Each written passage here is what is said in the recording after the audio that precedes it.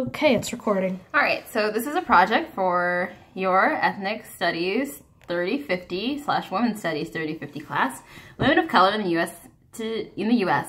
Today I will be asking you 8 questions. You are allowed to stop the interview at any point or refuse to answer a question for any reason. I expect this to take less than 20 minutes depending on your answers. I will be recording your answers using my phone, and your answers will be used as a part of my assignment for class. I will also be recording your name. If you have any questions or concerns, you can contact my professor, Jessica Birch, PhD, at her email, jebirch@bgsu.edu. When you are ready, we will begin.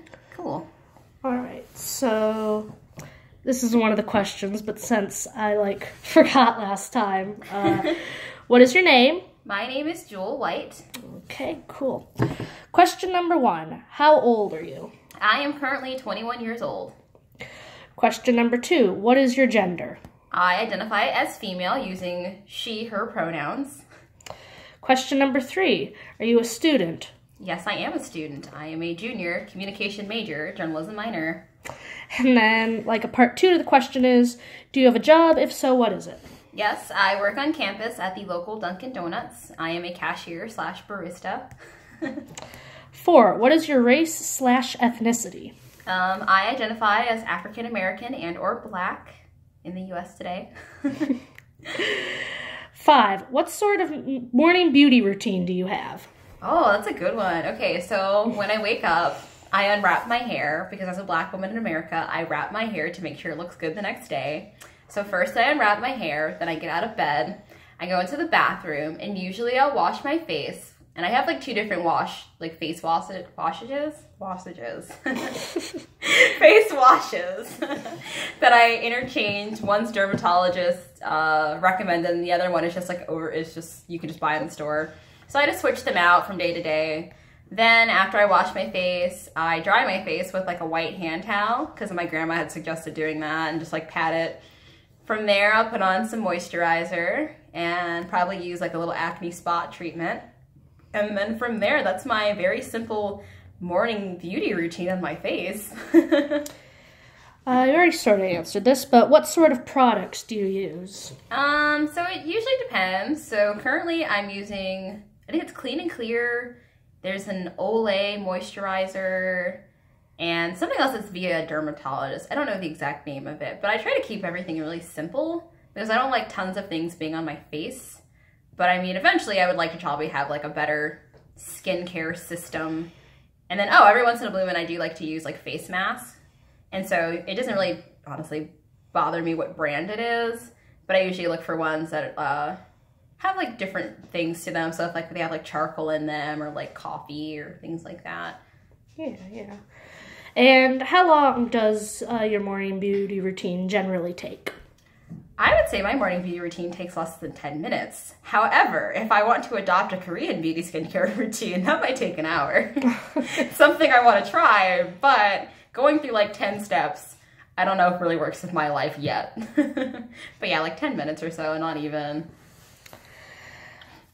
Question number 6. What expectations do women in general have placed upon them regarding beauty standards related to hair and makeup? Ooh, in terms of hair, I mean, women are always told everything should honestly be hairless and in check if it's not on top of your head.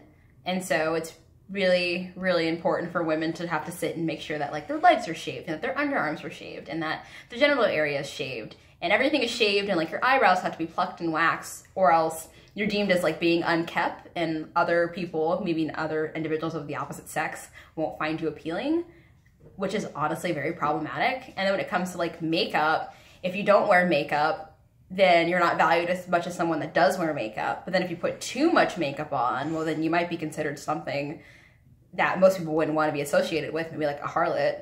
So it's there's all these beauty standards of hair and makeup that you're supposed to be following.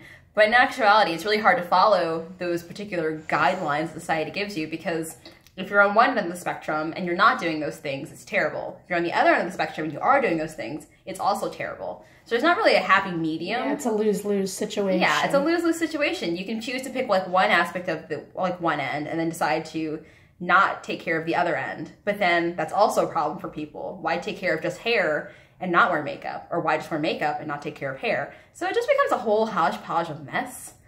And I don't really agree with any of it, but we still follow them anyways. So, yeah.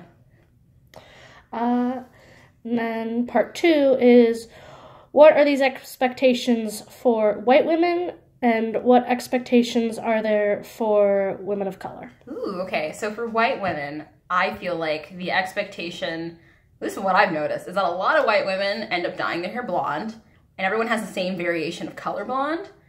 I don't really know why that is, but I've noticed it a lot just walking through college campuses or just seeing people off campus that do have blonde hair. Everyone's hair is like the same shade of color. No one really differentiates from that. Most, if not all, are always wearing makeup of some sort, be it just foundation, be it just mascara. They're always making sure that their eyebrows and stuff are plucked, even with outfits. Typically, most individuals are making sure that their outfits are very matchier, like they're showcasing different parts of which parts are expensive. So that's like one thing I've noticed with like white women. I feel like with minority women, it really just, I don't know, it depends. Like with black women, a lot of things are like rooted in like hair for us. So when it comes to like your hair, it's really important that your hair be like a certain way. Be it if you're gonna do curly, you keep it curly. If you're gonna do it straight, it needs to be like nice straight. If you're gonna have a weave, it needs to be upcat. I mean, a lot of black women on this campus, a good chunk that I've seen don't really wear makeup that often, and I'm like one of those people. But when they do, like makeup is it's pretty extreme, where it's like full face of makeup, full lips, full eyeliner, like the whole 9 yards, to like make yourself like different. And I think even in terms of individuals that say wear like hijabs, though their hair isn't like usually shown, they make a lot of emphasis on like their outfits and like in like their face makeup. So that's also like another point of emphasis. So I think at least for minority individuals, I think our point of emphasis is on what is most desirable or most seen within like the community. And for like black women, it would obviously be like your hair, whereas maybe like women that wear the hijab, it might be their face and making those features pop. But I don't think in general for like white women, there is like anything just by itself that just sticks out.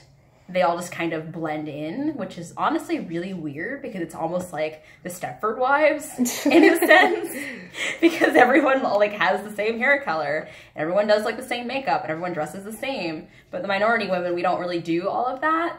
So I don't know. It's interesting to look at. It's also interesting to like talk about. Question number 7. Is it difficult to find products in stores made specifically for people of color? Oh yeah, it's really hard to find stuff in stores that like actually works and like works well. Just because of the simple fact that if I want something, say like a Cantu product, finding it in the store, like in Walmart, I'm only gonna have like a really tiny section. But if I go to say a neighborhood that has more minorities, I'm gonna find a huge wall full, if not more, of like the product that I need.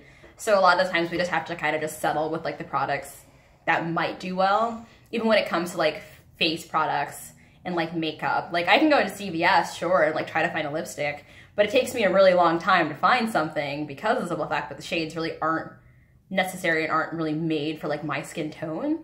So that's like another huge factor. So it is really hard to like find different products sometimes. Yeah, Kayla mentioned the same thing, that like in her hometown it's a lot easier to find things like that than as opposed to BG. Yeah.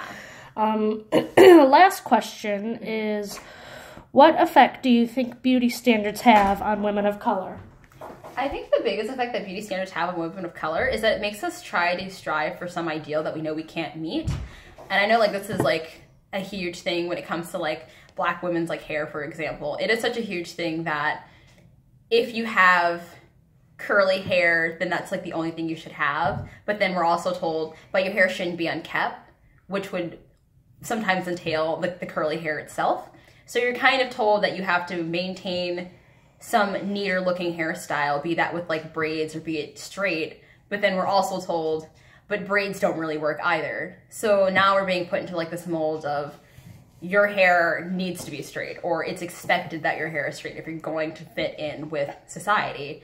I mean, granted, that doesn't work for everyone. I mean, a lot of people have their own personal opinions towards that. Like, I wear my hair curly and or straight, but I just prefer it straight because I think it works better with my face shape. But it just really depends. But I think that's like one of like the major, it's like a major issue within itself, is that we are told that we're supposed to be a certain way. If we don't meet those expectations, and like we're not as valuable as everyone else.